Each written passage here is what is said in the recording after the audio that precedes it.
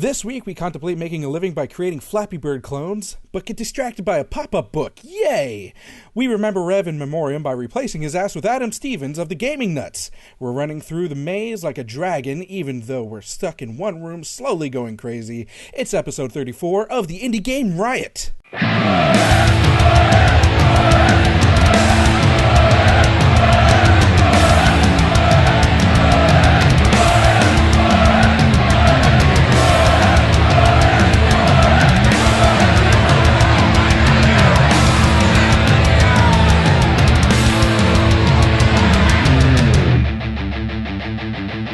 Indie Game Riot!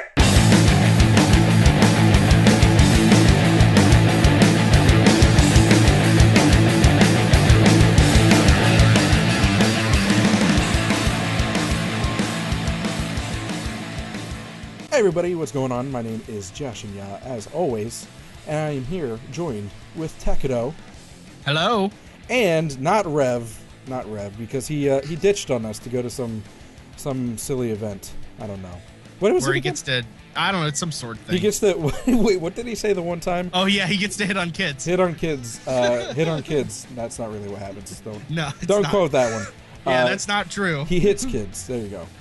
There, yeah, That's yeah, that's with better. sticks. That's but better. the kids have sticks, and it's okay too. We should just stop with that. But we are here with a special guest, Adam. Hello. Adam from the GamingNutz on YouTube. He was actually referred to us by Bob. If you don't remember, we had him on episode 30. Something like that. Bob, aka MindScrum, and he was kind enough to point us in the direction of Adam. And Adam loved his sense of humor, and he loves indie games, so it's a cool match. So we said, hey, come on the show. You can fill Rev's seat because Rev's a loser and you're a winner. Yeah? I don't know if I'd go that far, but thank you. I'd go that far because. Okay. Yeah. Well, what's been going on with you? We'll start with Adam since we'll be good hosts. Yeah. What have you done this week? Oh, this week. Besides work, a lot of recording and editing because that's what typically eats up my spare time. But I mean, I have been playing some games. The Binding of Isaac Rebirth has been eating up a lot of my time. And what else? I have a question about that game. Sure. I think I've played enough of the first one to sort of like get it. But like, do I need to get a new one that's the same game with more stuff? That's the thing, is I skipped over the first one. So okay, never mind. When this one came out, I was like, well, I didn't really give the first one or the first go round a chance, so I guess I'll just jump into this one, and I'm having fun with it. But I hear some people who played the first version, I guess. I mean, there's not too much more. I don't really know because I didn't play it. Right. Okay. I played the demo on Newgrounds and it was like, I don't play very many roguelikes, although that has been changing because there have been some awesome roguelikes that have been coming out recently. But that game was so challenging to me that I was just like, I can't even do this now. I'm not very good at like shmups and stuff like that, and that's this Binding of Isaac kind of has that feeling where there's like it's like a bullet hell. You know what I mean? Yeah, definitely. Definitely. Yeah, so I'm not very good at those, so I kind of just like, screw it. But I really like Edmund McMillan as a developer, so I kind of if you don't take my word for it because I'm an idiot. Go buy the Binding of Isaac Rebirth and support Edmund McMillan and friends if you have friends on that. Not a sponsor. Yeah, no. You're on the GamingNutz channel, and do you play mostly indie games on there? I wouldn't say mostly indie, but they definitely do hold a spot there. It's really kind of a mix between what I and my brother, who's my co-host on the show, feels like playing. I don't have as much time to spare to games, I guess, is the difference. And You're more I tend productive. to play. Yeah, basically. No, you hate me if you heard that, but I tend to play things that I can sit down and play in shorter spurts, so I tend to lean more towards indie games or maybe like Nintendo-style games, platform. I need to make a recommendation to you. Okay. Crypt of the Necrodancer. Fantastic game. That was one of the... I have had a few friends recommend that. That was one of the roguelikes I was like, man, that's addicting. It's good. Oh, how about you, Tech? What's been going on? Well, other than work and getting ready for something we're going to be talking about in the news,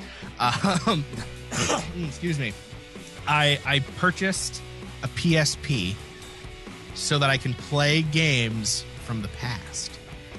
Yeah, you bought $100 piece of equipment. I don't know how much it costs now. I paid $65 for it. That's not too bad, I guess. It's really not. Yeah, and now I have every single NES game ever made, a few Sega games, a few Game Boy games, SNES? one SNES game. Well, can you download more then? Yeah. I can. I just need more space on the memory card that I have in it.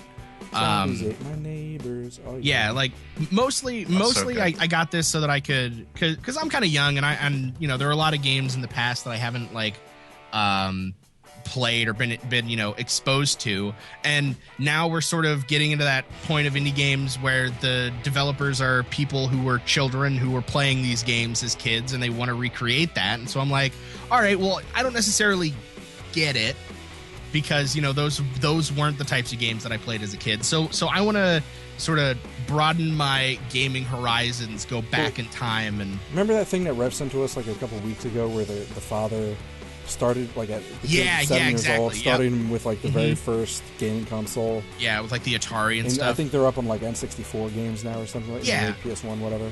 I think that's really cool. Like they gain an appreciation. Really cool, they gain an appreciation for gameplay rather over fancy graphics, which I really like. Yeah, exactly. And then this kid's like apparently like super good at games. Yeah, because like older games are hard. They had to be hard because they had to. Like 7 years old, finished Legend of Zelda by himself.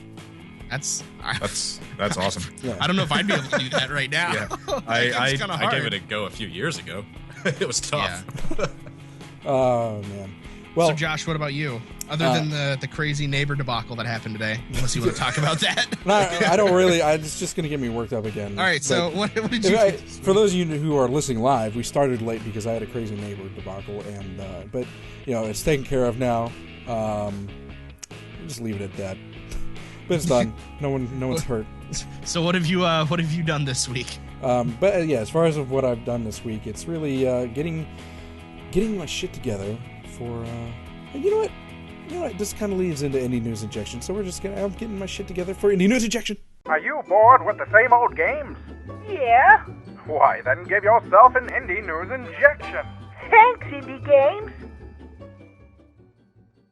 And this week on Indie News Injection, first thing that I was going to lead in from the intro that Tech and I are both getting prepared for is MAGFest 2015, taking place in National Harbor, Maryland. Or if you want it to be more confusing, MAGFest 13. Yeah, which really threw me off on their website. Just say 2015. Yeah. But basically, MAGFest, Music and Games Festival. We've mentioned this a couple times before, but we are going to be there, and they have a very big indie game showcase between Friday and Saturday, like overnight. We're gonna head there. We're gonna check it out and interview and take video and you guys are gonna be. Sorry, go ahead. No, go ahead. You interrupted me. I'm just really excited because this is going to be the first ever video produced stuff that you're seeing from Indie Game Riot. We're branching out from the podcast. First we were a podcast, now we're a website. Next thing you know, we're going to be making videos on stuff. Next thing you know, we kick IGN in the balls. Yeah, screw IGN. We're going to be we are the indie IGN, IGR. Yeah. Damn straight, we almost knocked off their acronym. Almost. I just realized that but too. Ours is cooler. But yeah, maybe we'll get a chance to see Ego after. Tom Fulp's going to be there. Oh, that was the other one. Yeah, I'm gonna hit up Tom Fulp. Hopefully we can get him on for an interview, all that sort of stuff. But I'm gonna head down to Maryland since Tech lives down there. Everyone go stalk him, and we're gonna hang out for a little bit, play some games, and we're gonna go to MAGFest and have fun. And Rev's not coming because he's a douche for missing the show. That's why he's not coming. Yeah. No, really, it's because, as you all know, he's crazy and he can't come on planes. So. And I don't know what else. Anything else to mention about MAGFest? It's happening between the 23rd and the 26th. 4 days. Yes, you pre-registration is. Oh no, you can still pre-register until the 18th. Which is Sunday. So by the time this episode goes up, you probably can't pre-register, but you can get single day passes at the place. Well, you can just go and buy tickets at the window, but it's going to be more expensive. at the Gaylord National. That is a fancy hotel, by the way. Oh, it's super fancy. You know what else is fancy? What's that? The Indie Box. You guys have heard us talk about the Indie Box all the time. And this month, they send out monthly boxes just like Loot Crate and all that sort of stuff. But Indie Box is indie games. They send a physical copy of an indie game, usually on like a custom-made flash drive that has like a fancy design based on the game.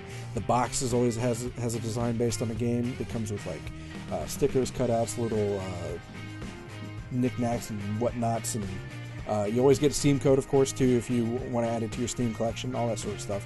And of course, the whole point of it is it kind of brings back a nostalgia. We were talking about this before the show about some older games. Like they always came with like a booklet, an instruction booklet. This has like a full color printed instruction booklet that comes with the physical copy, just like the olden times. If y'all are over the age of 25. Something like that. Yeah, but I didn't even mention the game that they have this week. Yeah. Super Win the Game is this month's game. So if you, even though you missed this month's subscription, you can always go back into the store unless they're out. But you can always back into the store and actually purchase past boxes if you want to get the collector's edition, because they actually get a lot of exclusive stuff too.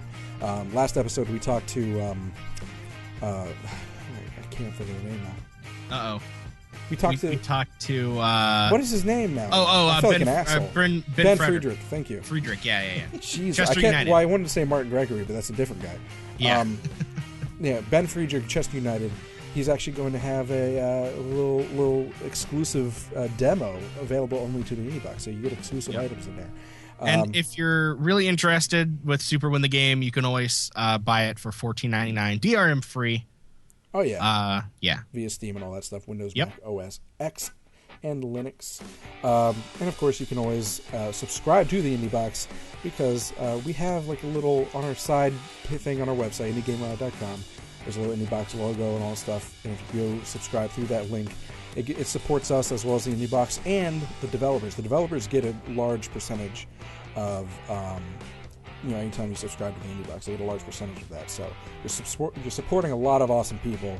Like myself, Not So Much Tech. So you know what else? You know what else is supporting a lot of awesome people? I was trying to come up with an insult, but go ahead. GDC is coming soon. Yes, the Game Developers Conference in San Francisco, California is happening March 2nd through the 6th. Yes, they have it on their website twice for some reason. That's it. And it really threw me off. But yeah, so GDC is this big, conference where you can go and see, professionals talk about, game management or awareness in games, like with accessibility and stuff, or game design. Just a lot of really cool, events, see a lot of, hear, all the bigs, not just in indie games, but with, the big developers, the big publishers talking about how they got there, bringing experts in and, learning from them. You've also got Indie Mega Booth being showcased there. A lot of other cool, not necessarily indie stuff, but if you're in the San Francisco area, it's at the Moscone Center, March 2nd to the 6th. That's in about 2 months. Mm-hmm. About. Yeah. There's going to be a lot of Australian presence too, because actually, I don't know if I even told you this yet, but another podcast reached out to us, and they're actually going to be hosting, I guess, the live stream for GDC this year. They reached out to us. They were talking about getting each other on each other's shows and all that sort of stuff. Oh, that's really cool. So hopefully we'll get them on soon. I told them after all the nonsense, the craziness is over at MAGFest probably. And they got to do this, but I think we're going to ask them about how GDC was, because we can't go to San Francisco. Yeah. Although, Rev could maybe. I don't know. Maybe. For that, but. I feel like it'd be a lot harder to get press passes into GDC. Well, the thing with GDC is it's more geared towards game developers. So I know a lot of game developers listen to us while they're coding, programming, or whatever. Kind of as like a background thing, so they can relax or whatever. But if you can afford to go to GDC, on an indie developer's budget, unless you've already hit it big somehow, then GDC's your thing. Go learn things. Oh wow. They have a session on blurring separation between concept and production on Halo 2 Anniversary. Have you ever, like, either of you, have you ever, like, wanted to get into game development? Like, this could be like kind of like a step into it. I don't know. Well, he didn't sound too into that. I mean, like, the amount of work is my thing. Like, I don't code. I don't do art. I'm good at concepts, but the amount of work, man, idea people are everywhere. So. God, work. I just from my interests, I've always been interested in it because I did actually take a coding class at one time, and I was like one of the weirdos that enjoyed it, and I still have that creative side because I do the graphic design and stuff, and I feel like if I could take a step, to get into that, I think I would enjoy it a lot. And also, here's a fun fact. Last week, right after we did the show, the next day I go into work and I'm talking to one of my managers, Rob. Now, Rob is going to school for game design and all that, and he's like, "Hey, I downloaded the that engine that you guys talked about." I'm like, "Oh, the Godot engine?" He's like, Godot, whatever. Yeah, I downloaded it. I'm gonna play with it. And I'm like, "That's awesome. That's really good. Awesome." And so, hey, that actually, good. I know we send a lot of we actually did send a lot of traffic to their engine, so I'm hoping maybe we can get that game jam up and running on our site. And that'd be super cool. People using that engine can make some awesome games. Yeah, buddy. And actually, she in the live chat here, just wanted to point this out. She mentioned that GDC has like a GDC vault where they record all of their talks and put them on their website. You can access it through their regular GDC.com, or it's also GDCvault.com you can go to. And then apparently a couple $100 gets you access to all videos ever made by them. So if you're like really into, like, you want to learn some shit, man, you're a programmer, that's a couple $100 you can learn a lot of stuff. It's a membership thing, but for it's actually a lot. Right. Yeah, $500 for the year gets you every single recorded thousands of hours of 8,000 plus videos, audios, presentations, etc. I mean, when you're talking to the experts that come through here, and if you're really serious about, you know what I mean? I mean, this is like, this is stuff you could, if you were a game company, I bet you could write that off on your taxes. Yeah, totally. Probably. I bet. Yeah, for like, management costs. I don't know. Yeah, it's not really like that much. Like to a normal person, they're kind of like, oh god, but with the amount of stuff, like that's a lot of stuff you can exactly. And that's have access to. And they point out too that, I mean, that's still a fraction of the cost of an actual ticket. Exactly. So, and moving from $500 for 12 months to, I want to get this number right, $500,000 for one game. Brothers: A Tale of Two Sons. Have we talked about this game? I'm almost positive we have. We might have mentioned it because I did a Let's Play of it, but I didn't. Right, yeah. But we never actually featured on the show because it's kind of an older, as far as indie games go. So, Brothers: A Tale of Two Sons has been acquired by 505 Games, which is the publisher of Brothers: A Tale of Two Sons, from the developer Starbreeze Studios. So, basically, 505 was their move is they're trying to fully own the games that they publish. They're trying to sort of bring everything more in-house, centralize everything, and instead of being just a publisher, they, at least from what we are figuring out from their press releases, are trying to sort of become their own game entity and not just be pushing games to the public. Right. And the same thing kind of goes with Starbreeze, the creators of Brothers, because they kind of want to, they don't want to share their IPs anymore too. They want to be able to create more games that they feel like Brothers kind of affected the indie game community in a certain way. And it was, I mean, I'm kind of an insensitive prick, I guess, because I kind of made fun. I made fun of the game a little bit, especially towards the end. But a lot of people, I mean, it's a pretty emotional ending for a lot of people. they say they cried and all that stuff. And it was a little innovative too, because I don't think it's the first game that ever did it, but it's one of the first games that did it well, where everything's pretty much controlled by the 2 thumbsticks, because you're controlling 2 characters at the same time, one with each thumbstick.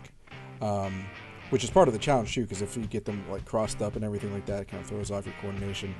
But it wasn't like a hindrance. It was a slight bit of a challenge with the mechanic, but it wasn't a hindrance.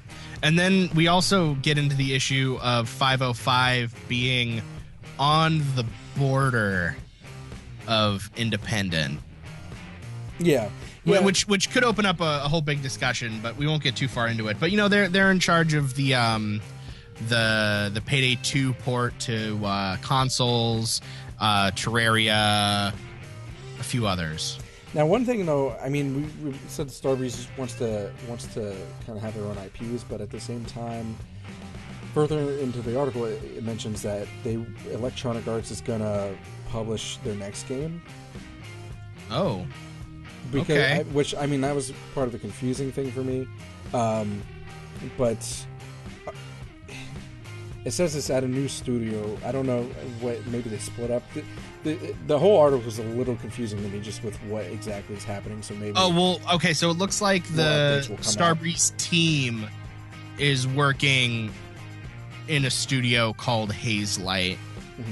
That EA is public. It's all weird.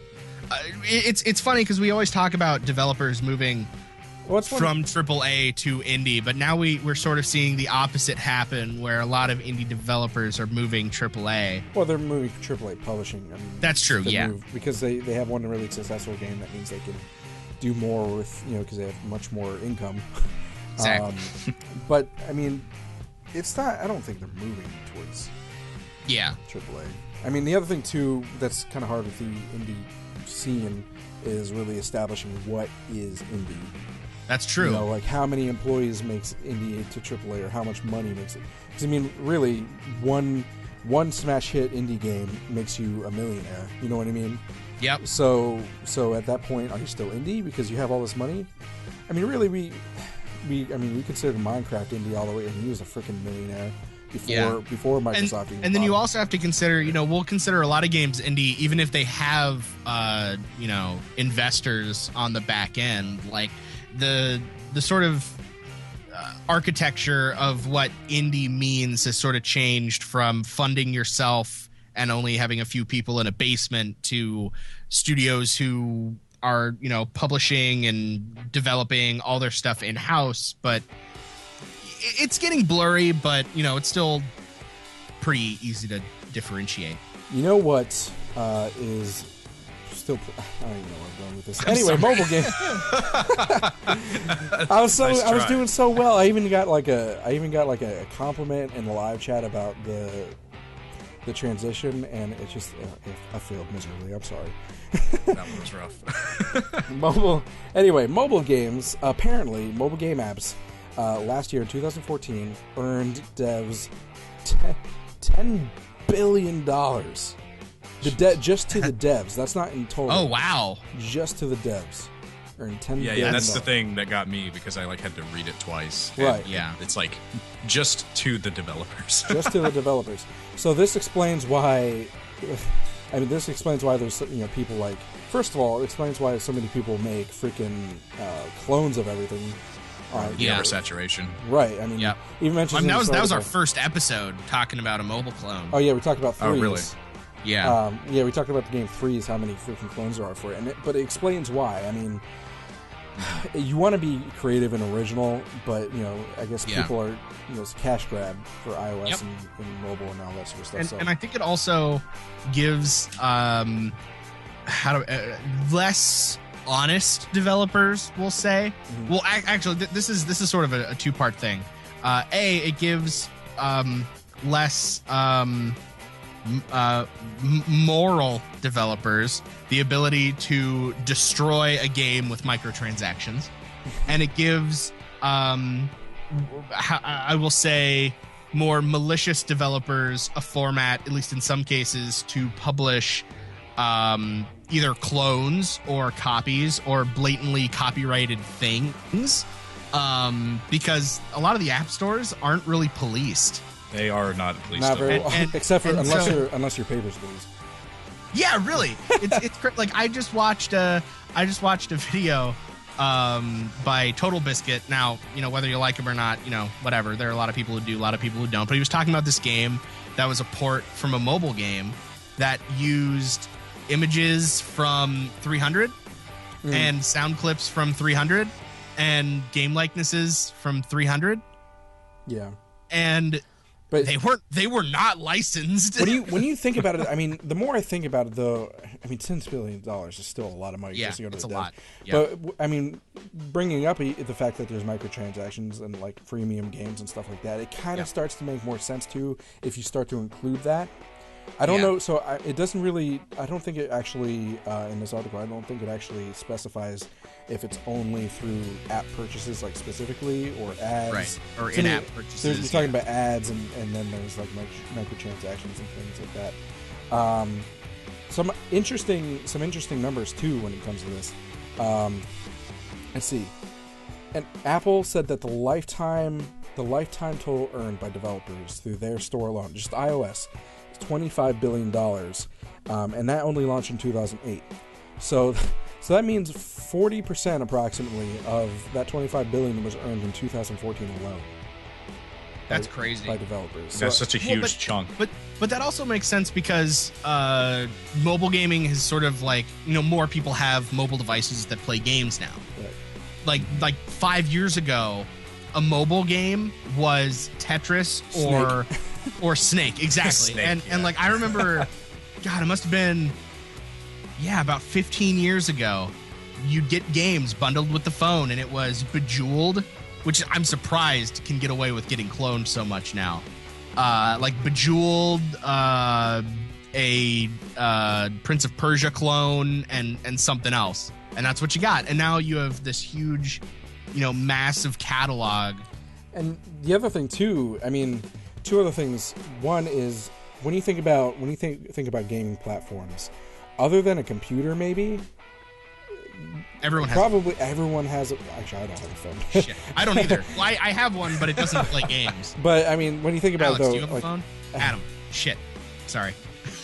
What did you just call it? No, it's cool. It's cool. Yes, I do. And just like, it's fine. Yeah, people have done much worse. Actually, most people do the whole like last name, call me Steven thing. So. Oh yeah. Stevens. No, it's cool.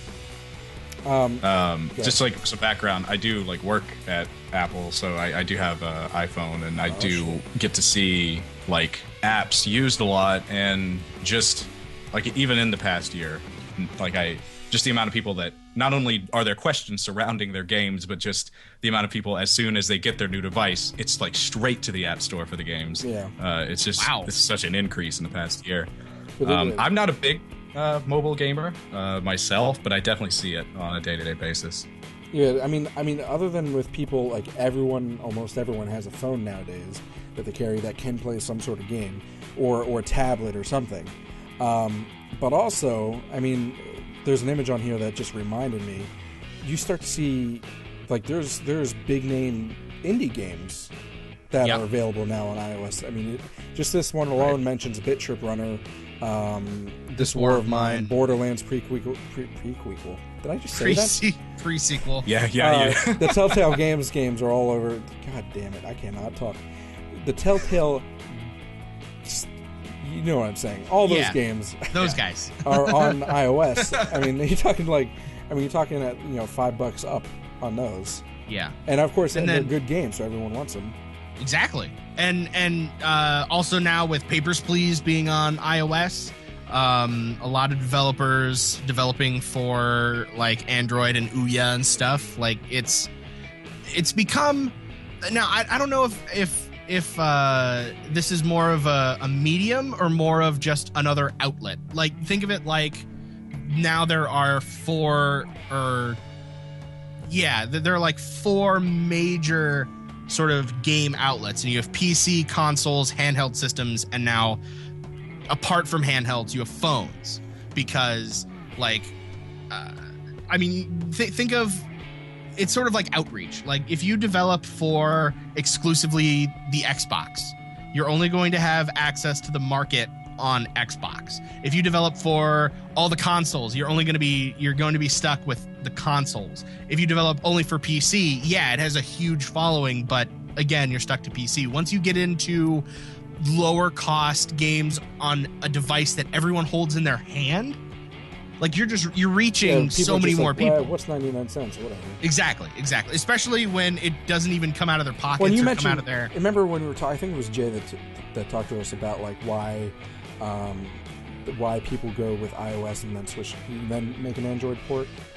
Like, because iOS people are more willing, it seems like more people are willing to pay that 99 cent whatever. Oh, yeah. And then they go to Android, and there's a lot more people that use it, but are not willing to pay as much. But they make the game free, and then make it off of ads. Yeah. You know what I mean? And this, we've already kind of led into our discussion point for the day about why mobile gaming is so popular within the industry as far as like creating them goes. And when you think about it, it's for new devs that want to get their foot in the door, or of course there's the cash grab monsters that just clone everything. But I mean, speaking of, by the way, I think I mentioned last episode or something like that, a dude figured out how to recreate Flappy Bird with just 17 lines of code. Yeah. Wow. So I mean, as a beginning developer, I mean that's simple. You know what I mean? And then there you go, and you're making money off of it all of a sudden. It's just kind of their foot in the door, and you see a lot of like, I forget what episode it was that we talked about "Stick It to the Man," which was like they had it on Steam in the teens. I think it was even earlier than that, but we talked about "Stick It to the Man." That company, Zoink Games, all their stuff from before was all mobile games, and just kind of, it builds up their portfolio, builds up their skills, and then they get revenue from it, so it can kind of give them more resources. And then they all of a sudden, bam, they come out with a really good game, or sometimes just not at all. Yeah, episode 6. Yeah, so pretty early on. Well, I also, I don't know how much easier it is to develop for mobile, but I can imagine that when you consider that if you're looking at a game on a PC and you're charging any amount of money for it, people are like, oh, well, I want to get my money out of this no matter what. The PC is basically like an all-you-can-eat buffet. It's like, oh, yeah, I'm going to be paying this, but I want to get as much out of this game as possible. Whereas with a mobile game, you're like, oh, 99 cents. I wonder what gimmick it's going to have today. And it's sort of like a one-note game that makes you do one thing a lot of times, and you get some enjoyment out of it. And, you see some ads, and there's the game. You don't have to worry about developing, like, all these different things, and, graphics are really simple, and... you don't have to worry about, And the thing with mobile games too is that, I mean, they might be easier to develop, but it's like people don't need as much from a mobile game as far as gameplay is concerned. Exactly. You know what I mean? I mean, well, again, they can't Flappy get it. Bird. It's just it's not even a good game. Yeah. But it was so addicting because it was so challenging. Yeah. I mean, I'm thinking of games that like are on iOS. There's this like piano game. That gets played, that Casey plays, if you remember Whizfish. I mean, all it is you're tapping dots on the phone to the music. Yeah, so a friend of mine plays that. Yeah. I know that game. Yeah, all you need. I mean, it's really addicting. Everyone plays it, and besides, the whatever they get from ads or whatever like that, they also offer like a premium. Like you pay weekly. It's like really? It's like $10 a week. Oh my god! And people for what? to get more songs. Wow. And it's $10. Man. It's not even like a $10 like DLC. Here you go. Here's more songs, and that's it. It's $10 a week. And people pay that. Uh-oh. Yeah. Goodness. Jeez. I don't know. But yeah, like it's such an easy way of. I think it also. Money. Yeah, I think it also has to do with like because people. With like when you're buying something on Steam, you have to go in, you have to click on it, and you're making a conscious decision. You know what I mean? Yep. You're like, and it's going straight to your card. $15. You have to think about it. Yeah, you're like $15. This comes straight out on my account. Can I do this? Right. Whereas on your phone, you're like click, and it's like on your phone bill. Yeah, it's done. And then you don't even see it on your phone bill. You're paying from like, oh, my phone bill's this much. Write it down, send it in, you're done. Yeah. Whereas with Steam, it's like, oh, they just took that money out of my account. Oh, maybe I should be more responsible with my money. Screw that noise. Said literally no one ever. Yeah, nobody ever says that. Yeah, Just goes and says buys the another guy game. who has Sheik over Monster- 100 games on Steam. I just want to point this out because I like public humiliation. Sheik Monster, Sheik Monster just pointed out in the live stream. She said, "Flappy Bird is an excellent game." Sad face. So everyone, I'm not going to give out her personal information, but Sheik Monster just gets spammed somehow. I don't know how it works. Oh God! Don't do that. Everyone's entitled to their opinion. But yeah, mobile games. I don't play them, but now we're talking about them, and I'm like I think, it's weird. Like I think to myself, it's like when I get a new phone, I'll be able to play games. You get bored, and then you're like, "Oh God, I wish I had something." Oh, I have my phone. Well, see, that's kind of why I got the PSP. That's true. There's that. And here's the same thing. You're Here's paying the $30 a pop though for that. No, I mean minus your I'm not. minus your That's free why, games. Well, yeah, exactly. For But like, anyway. I bought this not planning on buying any games because like as depending on how moral you are, this thing's cracked wide open. I literally plug it in, find an if you're an ISO, asshole. find an ISO of a PSP game, drop it in, and now I'm playing a PSP game. Like, Well, yeah, but I think that's like a special situation. Like, an everyday person, it's not as accessible and That's easy. true. That's as, very true. As say their phone, because people don't like putting that much thought into something. you're right, and it then goes back to the argument of, do you want entertainment cheap now, or do you want entertainment somewhat inexpensive over the long term, but expensive at first, and you have to carry around another piece of plastic in your pocket or in your bag, and you have to charge another thing and all that. For me, it was worth the extra effort and a little bit extra money to get the thing that I will actually enjoy versus spending more money no matter what on a new phone. Mm-hmm. But at the same time, I can see why people, because they were already going to spend the money on the phone, because there are people, like just every year they buy the new, Shooter of Duty Battlefield 8. Shooter of Duty. And, Shooter of Duty. I'm so stealing the new That sounds like a Sport South Ball Park. 2, yeah, the new Sport Ball 2018 Deluxe DLC Pack 4 with 8 new players and a new skin.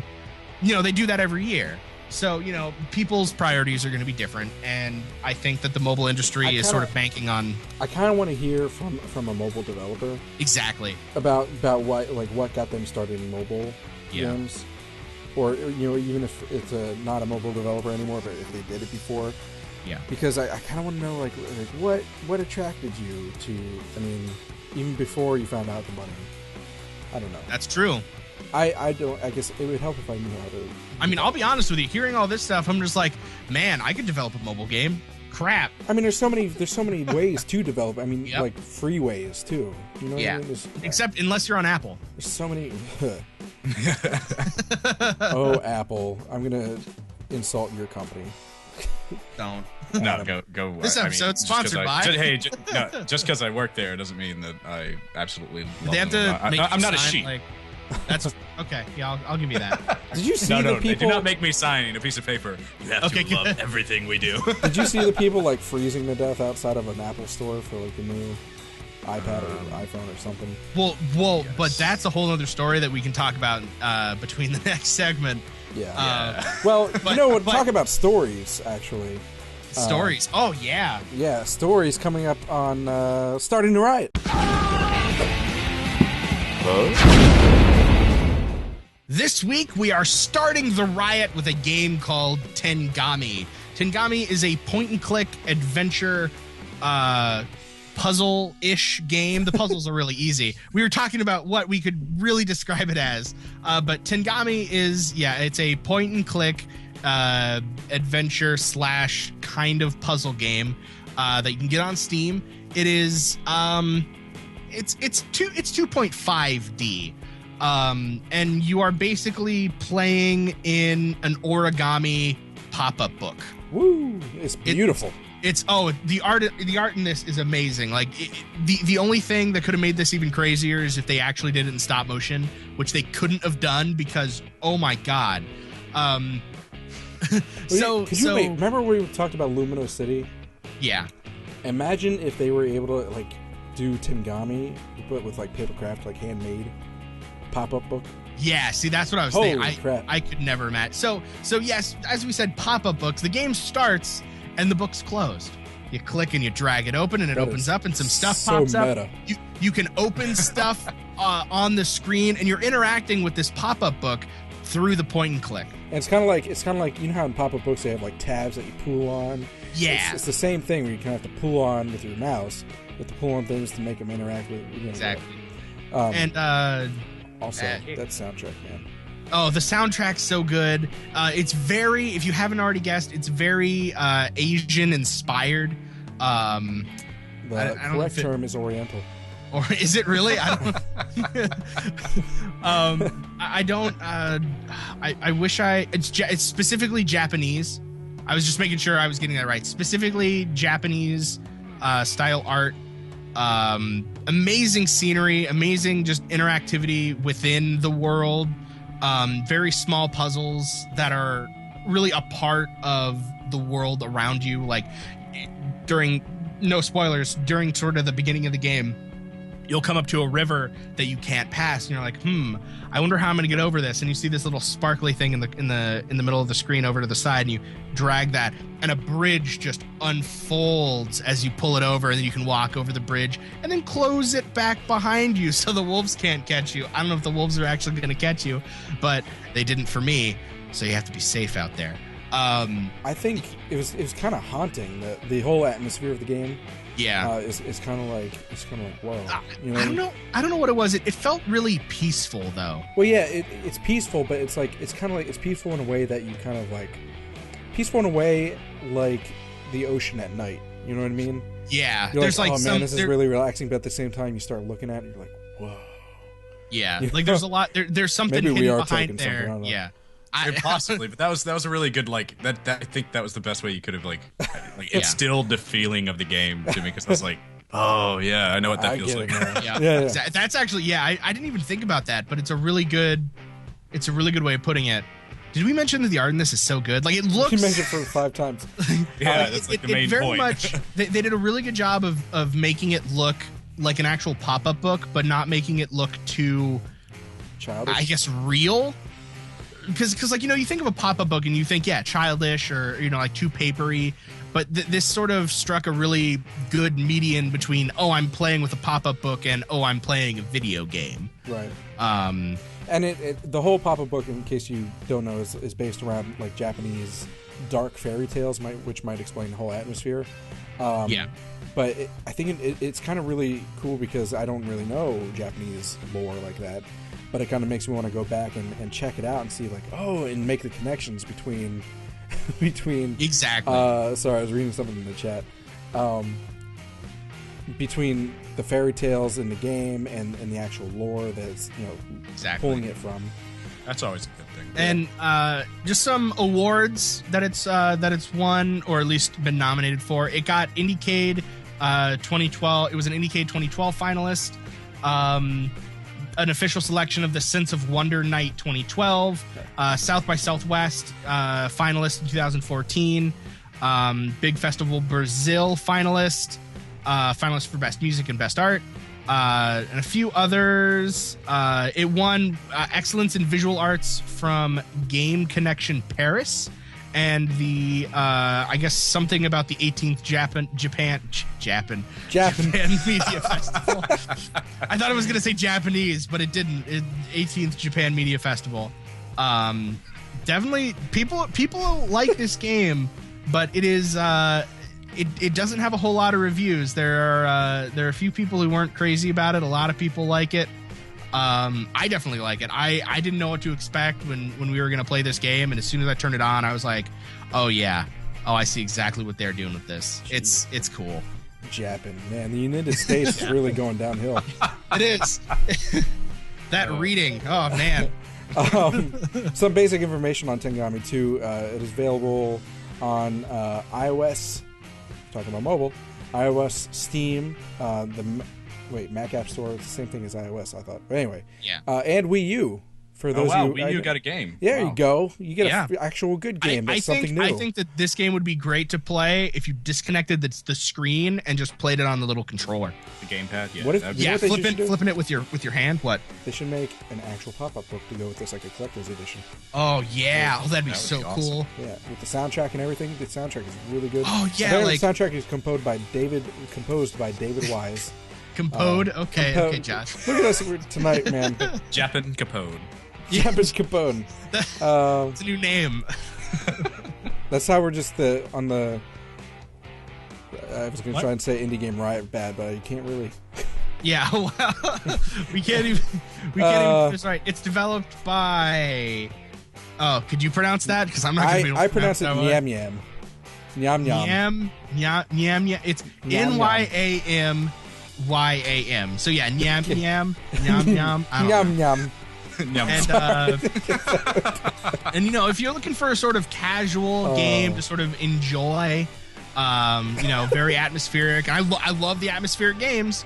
Definitely check out Tengami, and on sale right now until January 22nd on Steam for $7.49, 25% off.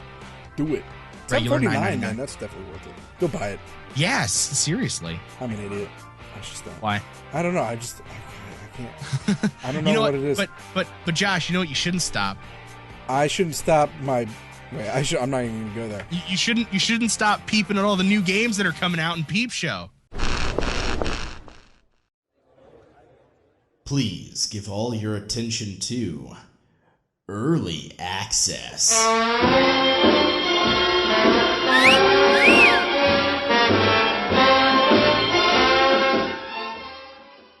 And this week on Peep Show, we actually have a game that we witnessed being played on the Indie Box's 36-hour live stream. The dev was there for it and everything as the team from the Indie Box played it. The game is called Dragon Maze by Feline Arts. That's the dev right there. And Dragon Maze is actually inspired by it's inspired by an old game from the 80s called Marble Madness. If you don't, the whole concept of the game is that you're a dragon trying to get your treasure back. There's coins scattered all throughout the maps, and each map there's like different like obstacles and things like that. And the dragon rolls around like the marble, which is where the whole inspiration comes from. Rolls around like a marble, trying to collect all the coins, getting through all the obstacles to get to the end, and then moving on to the next level or next map or whatever you want to call it. It is actually. It was originally developed for the Ouya, not the Ouya, the Ouya. Ouya. Yeah, I got that one right this time. Yeah. I have a really bad problem with like mispronouncing like game things. Ouya, that's right. Yeah. And they actually going to have it on. They have it on Google. Let me see. Oh, Google Play, the App Store, and Steam, and they are looking to try and get it on like different portable consoles like the PS Vita. Everything like that, but right now they're really concentrating on the Steam version for PC. I think that like going back to mobile games. I think that if this game could use the accelerometer in a phone, and I know that the accelerometers in phones aren't nearly this good to sort of control your guy, control a dragon with the tilting thing. You know? Yeah. Well, they have games that are like that already. Yeah, I know, but like good, you know. I don't know. Like looking at the video of this game, though, it seems like there's a lot you have to do that's precise. That's true. Yeah, so, that you really need. So I can definitely see the. So you're right. It would have to be good. There's like a charge up move, especially. It's very. I mean, it is in early access. It's still being developed and everything like that. Right. It's not. When I say early access, I mean like early development, not early access from Steam. But it's in early development, and so there's it's still going to be a little bit unpolished. When I was watching the gameplay, it did seem there was a little bit of like as far as hitboxes and things like that go. Yeah, a few issues with that. A few issues with that, and maybe a little bit of like the smoothness in the gameplay when you're trying to roll around. And also maybe some graphical stuff that, if it doesn't get polished out, I'm not going to be too mad because it all sort of fits the style. Like, they have a lot of really cool art for this game that, like, high res, really nice models, outside of the game that look really nice. So we know that these guys, have the capabilities. I think that they're really focusing on actually making the game fun and playable. Because, I think I say this almost every episode, control is super important, especially in a game that's based around precise control. Right. Obviously. So especially there's like this little power-up move that you do where you kind of like it does a sonic spin and then it kind of launches you over certain things. You have to be pretty precise with some of that, and there's a lot of timing involved. So right now, if you play it, just be sure that you are aware that it is in beta currently. It actually says it's in beta right now. You know what this game reminds me of? What's that? It reminds me of some of the levels from Crash Bandicoot. A little bit. I can kind of see when you're in like the ball. Yeah. And you're like going around and collecting stuff and like avoiding stuff or, jumping or whatever. I think, wow, that's kind of cool. As soon as that hit me, I'm just like, oh, I want to play this game a lot more now. Not that I didn't want to play it, but like Crash Bandicoot was one of those games I really liked it, but it pissed me off so much. Yep, same. And just give more information on this. Their little blurb here says, in Dragon Maze, you play as Suki, a little dragon who is on its way to save Nina. Nina is Suki's best friend, by the way, who was captured by the evil gang of wolves, the Claw Gang. They capture exotic and rare creatures, sell them for gold. And in this adventure, you travel through forests, caves, mountains, and different environments, each one with different mechanics. So it does change up. They consider it. They kind of classify it as a 3D action adventure platformer. But it I could kind of see that. Well, it is a platformer. It's just not not what we're used to with the side scrolling. Right. I mean, that's what Bandicoot was, really. Yeah, it was. You're right. And they said it wants to bring back kind of an old school controller type of thing, which I could kind of see that too. I can see that, and that's also probably why they're trying to port it to the Vita. I was gonna say it would be cool if they allowed like some people have like those USB controllers. I do, joysticks and stuff like that. Mm-hmm. It'd be kind of if they have that kind of if they allow that functionality. They should. I can't see why they wouldn't. Especially if that's what they're aiming for. Exactly. I just one thing that I hate is when they automatically assume that you're going to be using a controller. Like Castle Crashers did this, and it pissed me off. It's like, oh yeah, hit Y to do this. I'm like, what the fuck was originally Y? Xbox Live. Exactly, and that's a port issue. I know, but like there are some games that came out for like, there's one that we I don't think we talked about it, but I played it that I liked called Rive.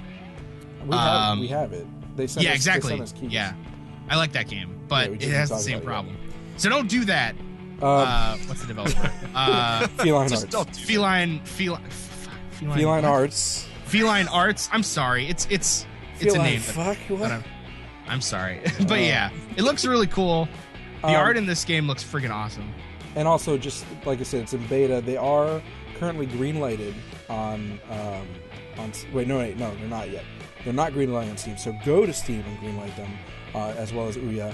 And they're going to try and get it out in the beginning half of 2015 for the complete. And they are also interested. We talk about Wii U. They're also interested in getting on Wii U, which I think actually the Wii U would be a really good platform. Yeah, I think it would be too. Because with the whole shaking thing with the controller, that makes it like speed up the, that shit in Sonic, but might work well for this game. Right. Yeah. and then you do have the really finite control. But also the touchscreen. There's a lot of capabilities that you can do with this, but don't bite off more than you can chew as a developer because you're gonna. Because dragons can bite. Oh. Yeah, exactly. Terrible. Yeah.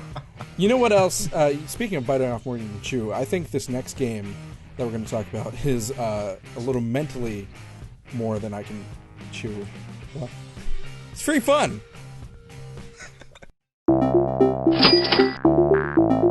This week on Free Fun, we have a game that many people have been saying will blow your freaking mind.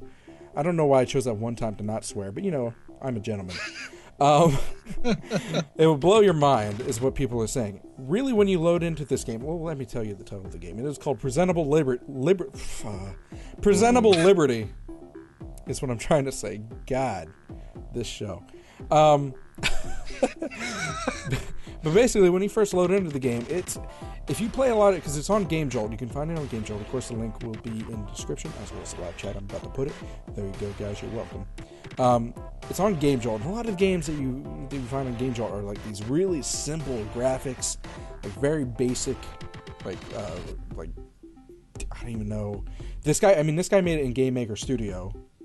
There's nothing fancy. You know, I think a lot of this is stock graphics. It's all very cubicle, and it's almost, I wouldn't quite say pixelated, but it is kind of. Yeah. You literally spend 99.5% of the game inside of one room. And I'm not going to spoil anything for you, but because you're not even going to take this seriously. You're not going to take this game seriously, but there are characters in this game that you become attached to, and you'll slowly see yourself devolve into this like depressed, maniac. Like it's like I don't even know how to explain it. Like it's completely unreasonable, the emotions that you have towards this game while you're playing it. Yeah, it's a little scary actually. Just like when you see sitting. Yourself. Yeah, because like, and at some point, like halfway through, you're still self-aware. You're like, am I really feeling this way? And then like 3/4 in, you just forget. You forget that you're even in the game. You're that person that's stuck in that room. Right. Yeah. For all intents and purposes, while you're playing this game, it is just you alone with your thoughts. Even if you're doing a Let's Play, because I know it's been kind of catching like fire on YouTube. It has, yeah. And even if you're doing a Let's Play, even when you're talking to someone, you start to like suck into it, and you're not even talking to people anymore. You're talking to yourself. You're talking to the characters in the game. And not once do you even see the characters' faces. Not once. Yeah, they don't even technically exist. Not once. They're just, yeah, it's just not all. Once. And yet you're still like attached to them. Yeah, invested would be putting it lightly. Invested, yeah, it was a good word. And it's really misleading too. I don't when you go onto the Game Jolt page, I'm going to read this guy's description. It's really misleading because you read the description, you're like, oh, this is going to be a really stupid game. You've been imprisoned without being told why. All you can hear day in and day out is the faint ticking of a clock in your cell. That is, until the first of 5 fateful days begin. And then the features he lists. The amazing sequel to Explodable Money, which, by the way, this is technically a sequel. There's a character in the game called Dr. Money. And the first game, I think, is basically how that guy came to be, and it leads into this game. Much less money than in the first one. Twice as many amazing characters. TikTok. 4 times as many letters. No cat. And the doctor would like to have a word with you.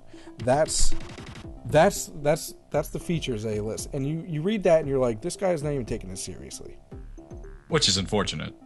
Right. And you're like, he's not even taking it seriously. It's not even worth playing. But someone out there is like, you know what, I'll give it a try. And that person's, obviously like, he was in. I want to know what the first person to play this was like. Yeah, I know. It's got to be cool to be the person who, like, because there's people that do that. They're like, they take the risk with the really just what seemingly looks like shit, and it just goes in and gives it the chance it might deserve. And I think it'd be cool to be that person. Be the one that starts the wildfire. And Tech, you talk about games that you just like, oh man, that's just too real for me. Yeah. And this is one that's going to trap you because you play it and you're like, no, it's not real at all. And then you realize what's happening to yourself and you're like, oh my god. Yeah. I can't even and this is the kind of game that you play too, that you sit there and you contemplate it.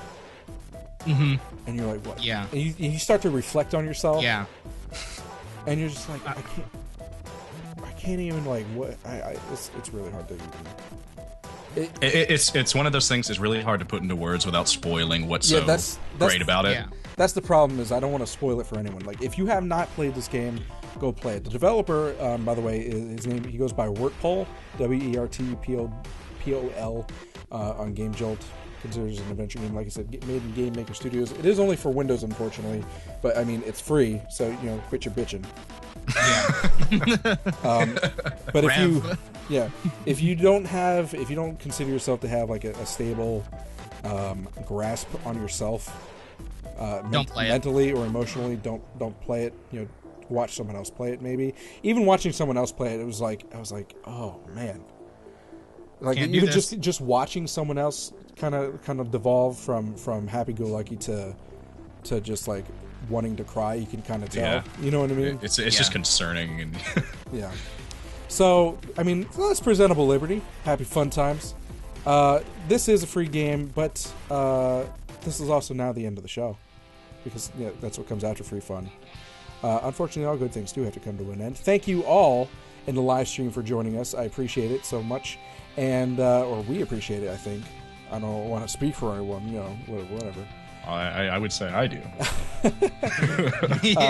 For those of you who are watching live, you can also check out our recorded version with gameplay footage, music in the background, and bumpers in between segments and everything like that on our YouTube channels, youtube.com/JaShinYa.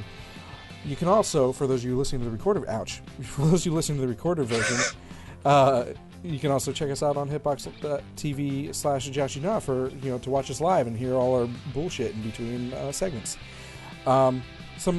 If you are, by the way, a game developer or a musician or something, anything that has to do with games at all, let us know. You can contact us and we can maybe feature you on the show or write an article on our website, which is IndieGameRiot.com. Otherwise, to contact us is on Twitter at IGR Podcast or on Facebook at IGR Podcast or /IGR Podcast. No, sorry. And you can also email us at contact@indiegameriot.com. Did I miss something that was important? Don't say Reddit because we were just done. Oh, no. I was talk more about Adam. Adam. Oh, yeah. Thank you. And then, of course, this guy, I don't know, some guy just kind of found just kind of sitting here listening to us. Yeah. Adam, you can find Adam along with his brother on his YouTube gaming channel, GamingNutz.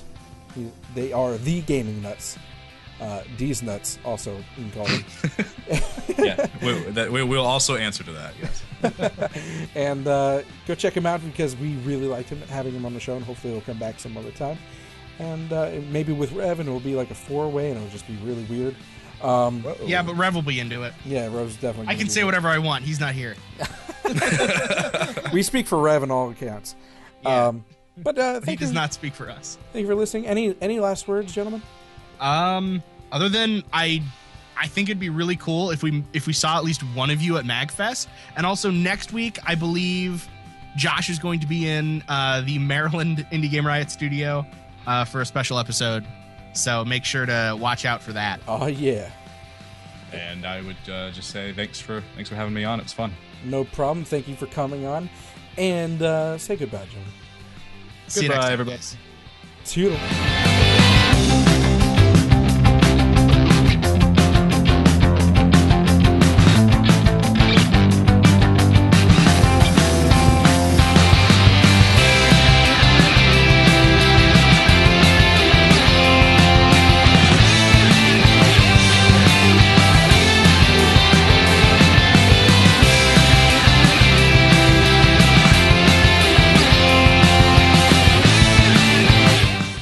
Oh man, I worked at a gas station. That shit, back before they had like a limit on part-time hours, they had me working like 50+ hours a week, and it was overnights in some shitty ass area. Wow. And I was all by myself. Fuck, man. I even worked a couple of triple shifts. Oh God. Jesus. Well, it's a little bit better than Rev working at that Burger King. Well, it's better for us, but this one was like wearing down on my mentality. Like, yeah. I mean, I had motherfuckers coming in. I don't know if I told you guys about this, but You didn't. I had motherfuckers coming in like they were, because they like half the people come in on like Thursday through Sunday would be drunk as shit from the city. They'd come in from the city because it was pretty close to the city, and I had one dude come in. There were constantly drug deals beside the thing. You'd find like the people would buy cigars, and you'll find like tobacco on the parking lot because they take them out and then stuff it full of weed or whatever. But this one dude came in. He was like, he was out of his mind. He was blitzed, man. He stumbles in the door, and I'm just staring at him from behind the counter. He looks around. He looks at me. Hey, you got any crack pipes? What? He was dead serious. I was like, I didn't even know what to say. I was like, well, if we have them, they'd be in aisle 1. He actually said Did he go check? He did. He went and checked. He was like there for like 3 minutes looking around like, Oh god. He like he was looking around. He was like, whips his head up and looks at me again. You're out. I'm gonna go take a piss. You're out. Oh my god. And he goes to the bathroom to what I can only assume is snort some lines off the toilet seat, and then he leaves. And Wow. I had some other guy come in. I don't know. I had cab drivers like constantly swearing me out because like in the middle of the night they can't pump gas and then come in and pay for obvious reasons. Like it's in the middle of the night, they're gonna steal shit probably. Yeah. But they would like I've been called so many names by taxi drivers just because of that. But I had one dude come in. That's not even relevant to the taxi drivers, but I had one dude come in. He obviously just came from the bar. What the fuck? He came in.